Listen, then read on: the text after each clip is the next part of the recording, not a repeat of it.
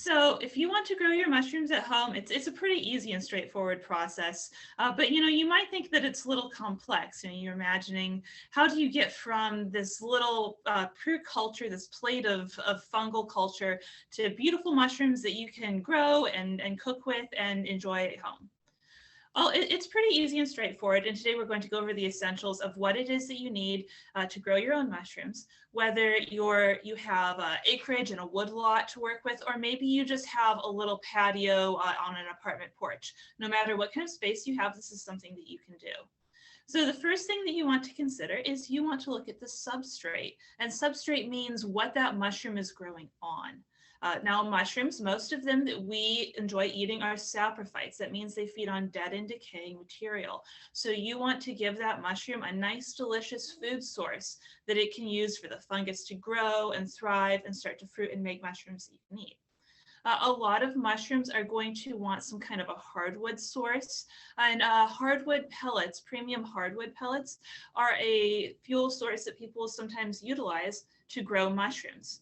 Now, when you're using pellets, you want to be sure that they're certified hardwood only, usually from sawdust from a mill. You want to be sure there's no softwood in there, because a lot of softwoods have secondary compounds that you don't want your mushrooms to be consuming if you're going to eat them.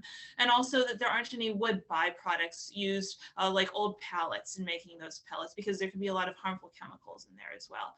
But premium hardwood pellets are a great substrate source that you can use to grow shiitake, Hericium, and some of your other hardwood-loving mushroom species. You can also, of course, use logs, and I think that this is a method that a lot of people are really familiar with. Shiitake cultivation is primarily done on logs, and you can see these totems of shiitake logs stacked up with all of the shiitake pellets drilled into them for cultivation. And you can even see that some of the shiitake are fruiting here. So those are a good choice. You can also use sawdust that we use and create these like blocks, these wood blocks. And a combination of sawdust and compost is used to grow some species like the agaricus button mushrooms that you see in the grocery store, the little traditional like pizza mushrooms that you see. And they can also be utilized to grow, so again, some of those hardwood loving species like shiitake, Hericium or lion's mane, as well as oyster mushrooms. And finally, you can use straw as well.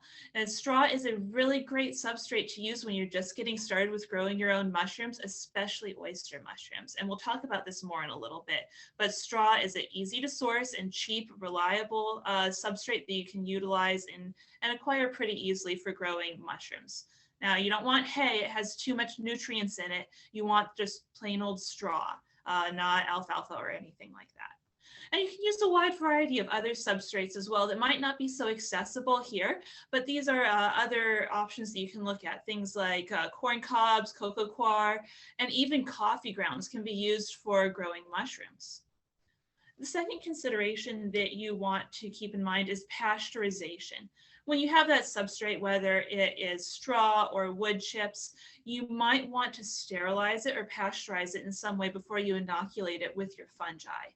Think of it as real estate. And there's all kinds of microbes that want to take up the real estate of whatever that substrate might be. But you want everybody cleared out so that those fungi have a nice available place to grow and to colonize your substrate. So you want to knock out all the other microbes that might be living in there. You can do this in a couple of ways. Cold pasteurization is a method that I really like. This is very passive. You don't need any specialized equipment.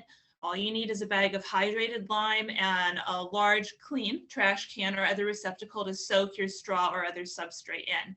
And this lowers the pH. It elevates the pH. It changes the pH of your substrate and the water that it's soaking in, and helps shock and kill off a lot of those microbes. This is the method that I use at home. It's incredibly reliable. I've very rarely had any contamination issues using this method. It's cheap and it's safe. So this is a method that I can highly recommend.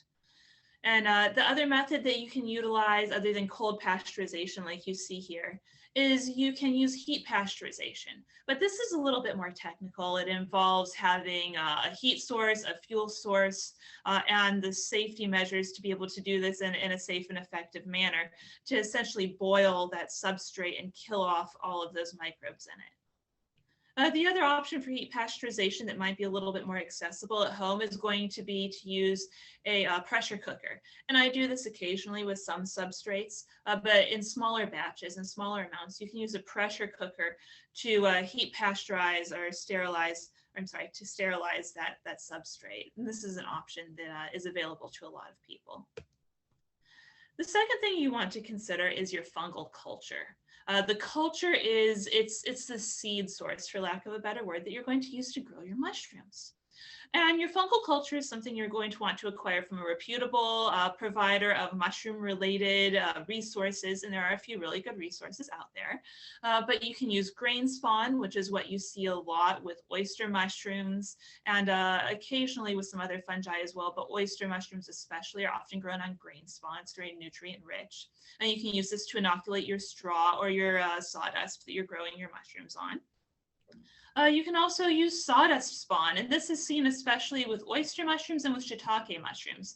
Those mushrooms that you might be growing in logs, there's specialized equipment that people who grow mushrooms on a larger scale will use to hole punch that sawdust spawn into holes in the logs that they've drilled to grow their mushrooms. This is a little bit more high tech, and it's usually for people who really are invested in mushroom growing on a larger scale. Dowels are also a great choice for shiitake cultivation, and these are pretty exclusive to shiitake, at least in our region, where these little wooden dowels have been inoculated with the mycelium, and those can then just be hammered into holes that you drill in those shiitake logs. It's very easy. You don't need a lot of specialized equipment other than a little handheld power drill, and a very accessible method, again, for most people to utilize. And then you have things like liquid cultures and pure cultures, which most people won't be doing at home. You'll see this in larger scale mushroom operations and for people who might really be getting down into the nitty gritty of mushroom cultivation. You also need a receptacle, something to grow your mushrooms in. Now, we've talked about logs, and that's a great receptacle if you have the outdoor space for growing shiitake or oyster mushrooms. You can also utilize buckets, and actually this is what I do personally at home. I have a bunch of 5-gallon buckets with holes drilled in them that are stacked up under the porch, and I grow oyster mushrooms in them on straw.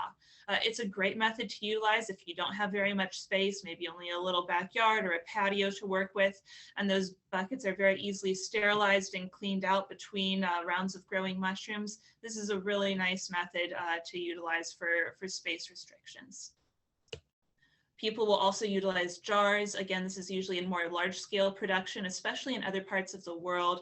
Mushrooms like enoki mushrooms that you can see here are grown in large quantities in these jars. That's another option. Grow bags and grow blocks are usually utilized by people who have more of a business growing mushrooms, where this is something they do on a larger scale. Although you can also buy these blocks pre-inoculated from reputable growers if you just want to be able to set something on your kitchen table. It's already ready to go, and just watch those mushrooms grow and then enjoy the tasty benefits. And finally, if you really get into mushroom growing, you can always be creative. There are all kinds of interesting receptacles that you can utilize to grow mushrooms in. I've seen some very curious ones. This is a great method to utilize with kids, just a little 2-liter Coke bottle cut in half. But there's a lot of variety. That's one of the things I love about mushroom growing, is you can really get creative with what you're doing to tailor it to your own curiosity, as well as the means and materials you have available to you, even laundry baskets. And finally, location. You need a location in which you can grow your mushrooms. And this is one of the factors that is most contingent upon the resources available to you. If you have a lot of outdoor acreage, you might be able to grow shiitake or oyster mushrooms on logs. If you have a woodlot, you have a wood source available to you and a space to stack those logs, this might be a great option for you. But it might be that you don't have that kind of resource availability. You can grow some mushrooms just out in your garden on hardwood chips. Again, you don't want softwood here, no pines or spruces, anything like that, but nice hardwood chips can be utilized to grow some mushrooms like Stropharia, just straight out in your garden. And these don't even need to be pasteurized for the wood chips first. You can just go ahead and sow the mushroom spawn in there.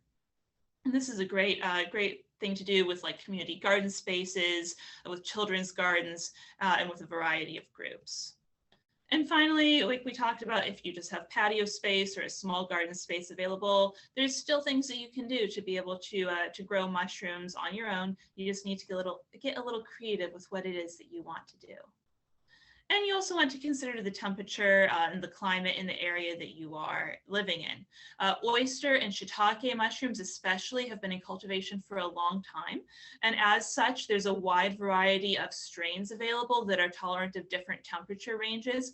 And you can grow mushrooms, at least in our area, at least spring through fall. In the middle of winter, that kind of drops off. There's not a whole lot that can fruit then, but otherwise, you can fruit and grow these two types of mushrooms almost year round in our region.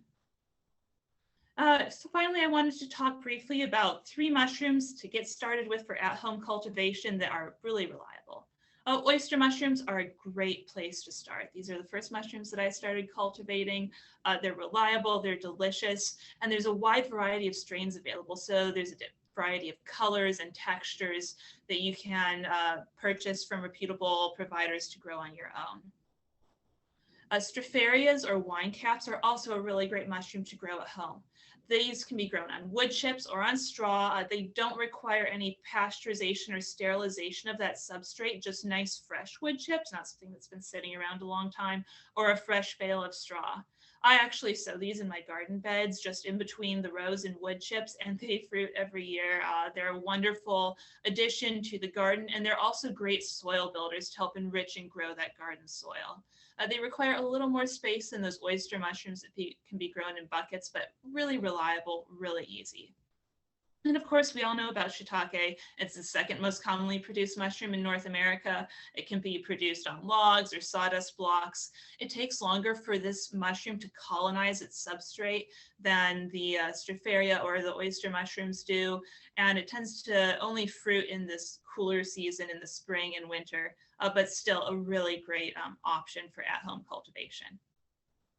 Thank you so much for joining us for this presentation today. If you'd like to learn more about mushrooms, I'd encourage you to check out our University of Kentucky mushroom blog with Dr. Crocker here in the Forest Health Lab and myself. And I hope that you enjoy growing some mushrooms.